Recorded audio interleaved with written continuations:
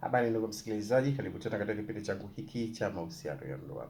Leo nataka niwafundishe wanandoa, jifunze nidhamu ya pesa uwapo katika ndoa. Nidhamu ya pesa ni muhimu sana katika maisha ya kila siku, kwani zinahusisha na jinsi tunavyosimamia na kutumia na kuwekeza fedha zetu katika muktadha huu. Nidhamu inamaanisha uwezo wa kujizuia na kufanya maamuzi sahihi kuhusu matumizi ya kifedha. Hapa kuna hatua kadhaa zinazofafanua maana na nidhamu ya fedha. Usimamizi wa bajeti. Nidhamu ya pesa inahitaji mtu kuwa na bajeti inayowezesha kufuatilia mapato na matumizi. Kwa kuweka mipango wazi juu ya jinsi fedha zinavyotumika, mtu anaweza kuepuka matumizi yasiyo ya lazima na kuhakikisha kuwa anatumia fedha zake kwa njia inayomsaidia kufikia malengo yake. Hapo ni kwenye bajeti ya pesa. Uwekezaji. Kufanya uwekezaji ni sehemu muhimu ya nidhamu za pesa.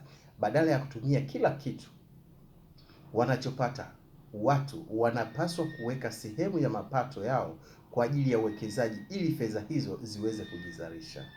Hii inasaidia katika kujenga utajiri wa muda mfupi au muda mrefu na kujiandaa kwa ajili ya dharura na malengo makubwa kama vile ununuzi wa nyumba au elimu kwa watoto. Hivi vyote vinatakiwa kuwa na nidhamu ya pesa katika nyumba. Kuepuka madeni yasiyo lazima. Nidhamu nzuri ya pesa zinahusisha kuepuka madeni yasiyo ya lazima ambayo yanaweza kuathiri akili yako kifedha.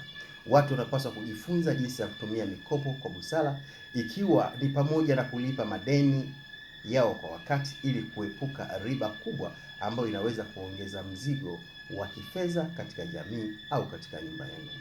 Kuongeza uzalishaji. Kuongeza uzalishaji ili kuwa na nidhamu nzuri za pesa, ni muhimu kuongeza kiwango cha uzalishaji.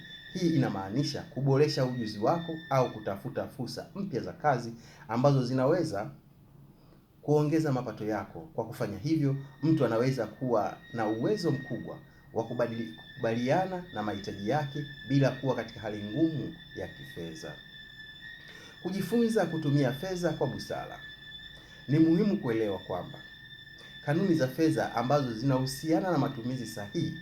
Hii inajumlisha kujifunza jinsi ya kupanga matumizi yako ili kuhakikisha unatumia fedha zako kwa njia inayokuwezesha kufikia malengo yako bila kujihatarishia fedha zako wala kuhatarisha maisha yako.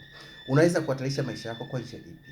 Njia pekee ambayo inaweza kusababisha wewe kuhatarisha maisha yako au inasababisha kuhatarisha maisha yako ni matumizi mabaya ya pesa zako. Kwa mfano, unachukua pesa unatumia pasipokuwa na bajeti nayo. Pesa inapotea, unajiuliza hela sielewi inaenda wapi. Kwa ujumla, nidhamu za pesa zinaweza kusaidia mtu kuishi maisha yenye furaha na mafanikio zaidi, kwa sababu zinamwezesha kudhibiti hali yake ya kiafya na kifedha vizuri zaidi. Kwa hivyo basi, ni muhimu kuzingatia nidhamu hizi katika maisha yetu ya kila siku ili kufikia ustawi wa kifedha. Haya yote ni malengo ya kujenga ndani ya nyumba yako, ndoa yako, misingi yako ya ndoa yako, msimamo wa ndoa yenu, nyinyi wenyewe mnaishi vipi. Ili kuliweka hili katika misingi imara, basi wewe unachotakiwa kukifanya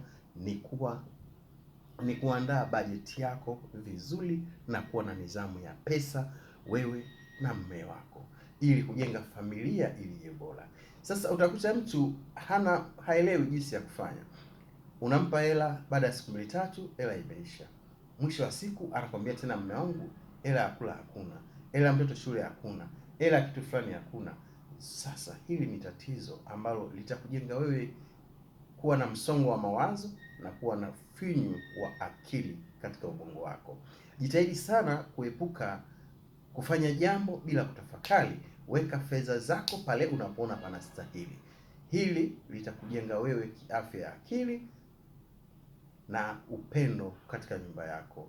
Basi kwa leo naomba niishie hapo, ila usisahau kusubscribe. Kama una comments, una maswali, unaweza ukaniuliza. Karibu sana, niulize inbox, niulize kwenye WhatsApp. Napatikana muda wote, unaweza ukajiongea hapo, basi mimi nitakupatia elimu yangu. Mimi ninachokifanya ni kukupa elimu, ushauri. Hayo mengine ni wewe mwenyewe. Kazi ya mwalimu ni kukufundisha, na kazi ya kukuelewa ni jukumu lako wewe mwenyewe. Basi kwa leo naomba nishie hapo, ila usisahau kusubscribe page hii ili uendelee kujifunza zaidi mambo mbalimbali ya mahusiano ya ndoa, maisha, biashara, michezo na kadhalika. Karibu sana.